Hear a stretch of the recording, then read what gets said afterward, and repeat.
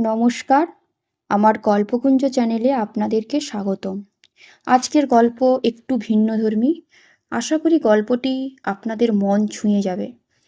চলুন শুরু করা যাক আজকের গল্প। সুকুমার রায়ের গল্প সমগ্র থেকে নেওয়া। গল্পের নাম নন্দলালের মন্দ কপাল। নন্দলালের ভারী রাগ। অঙ্কের পরীক্ষায় মাস্টার তাহাকে গোল্লা দিয়েছেন।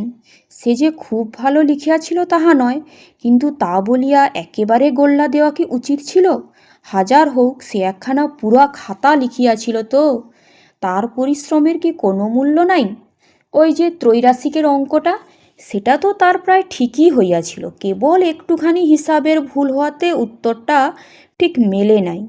আর ওই যে একটা ডেসিমালের অঙ্ক ছিল, সেটাতে গুণ করিতে গিয়া সে ভাগ করিয়া বসিয়াছিল, তাই বলিয়া কি একটা নম্বরও দিতে নাই? আরও অন্যায় এই যে এই কথাটা মাস্টার মহাশয় ক্লাসের ছেলেদের কাছে ফাঁস করিয়া ফেলিয়াছেন। কেন? আরেকবার হরিদাস যখন গোল্লা পাইয়াছিল, তখন তো সে কথাটা রাষ্ট্র হয় নাই।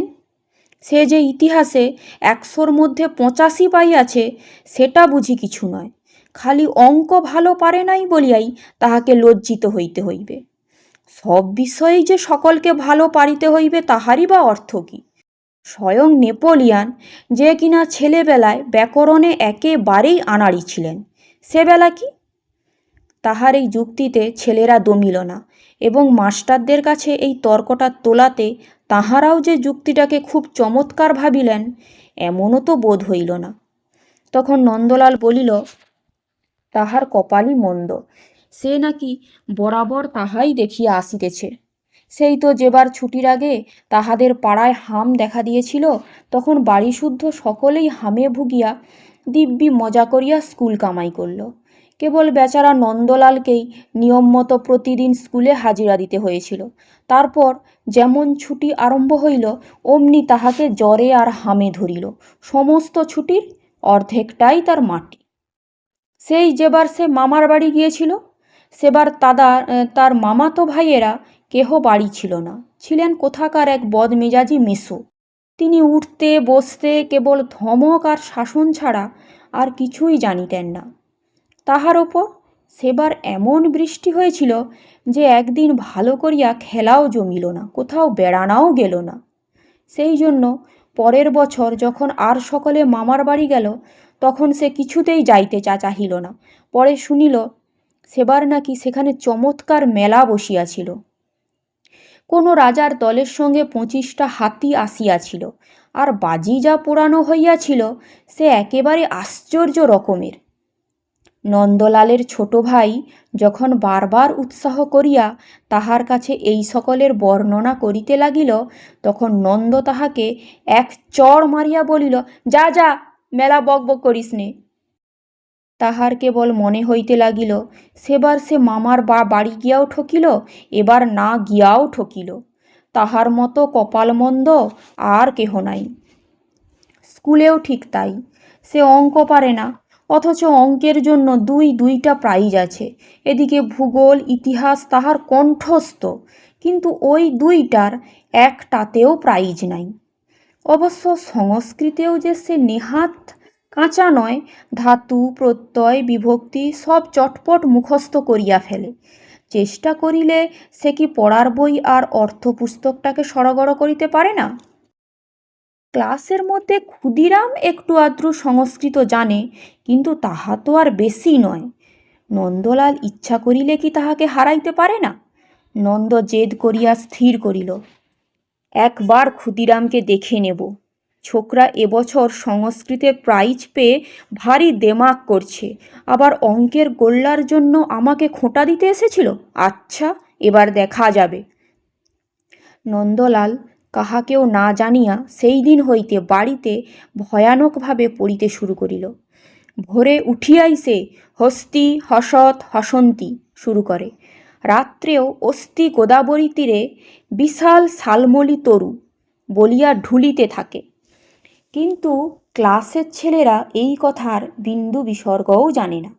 পণ্ডিত মহাশয় যখন ক্লাসে প্রশ্ন করেন, তখন মাঝে মাঝে উত্তর জানিয়াও সে চুপ করিয়া মাথা চুলকাইতে থাকে। এমনকি কখনো ইচ্ছা করিয়া দুই একটা ভুল বলে, পাছে ক্ষুদিরাম তাহার পড়ার খবর টের পাইয়া আরও বেশি করিয়া পড়ায় মন দিতে থাকে। তাহার ভুল উত্তর শুনিয়া ক্ষুদিরাম মাঝে মাঝে ঠাট্টা করে। নন্দলাল তাহার কোনো জবাব দেয় না।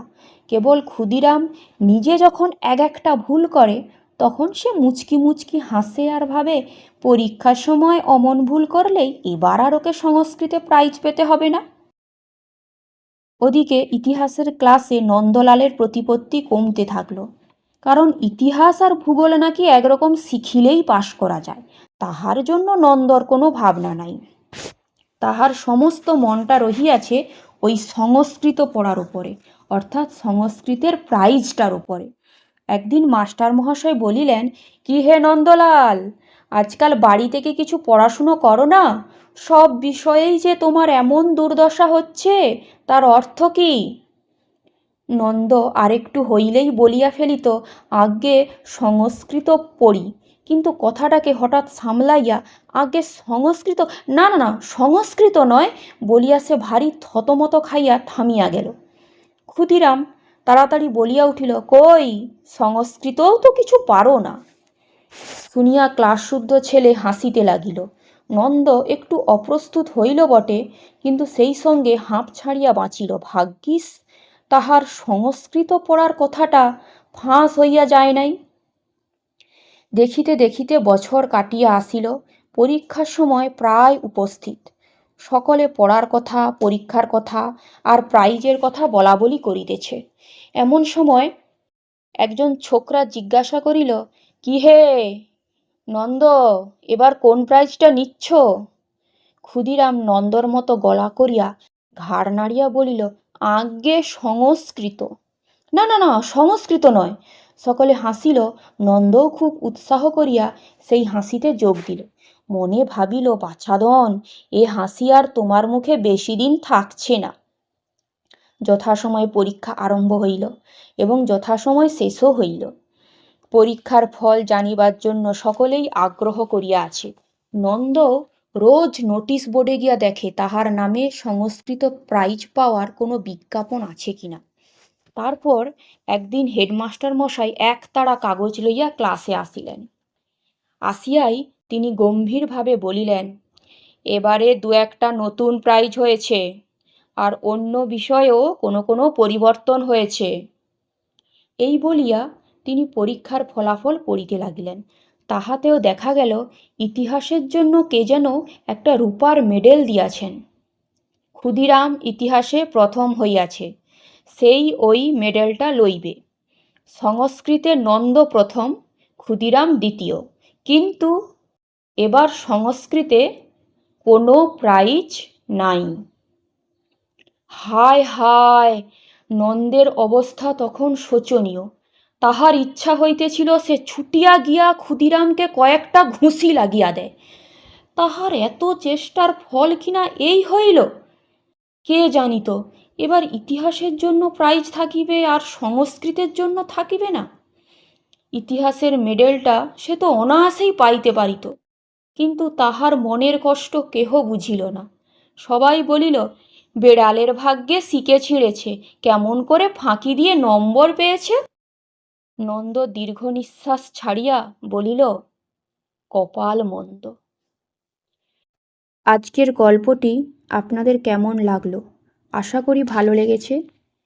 এই রকম আরও গল্প শুনতে চাইলে আমার চ্যানেলটাকে ফলো এবং সাবস্ক্রাইব করে আমার পাশে থাকবেন। নমস্কার, ধন্যবাদ।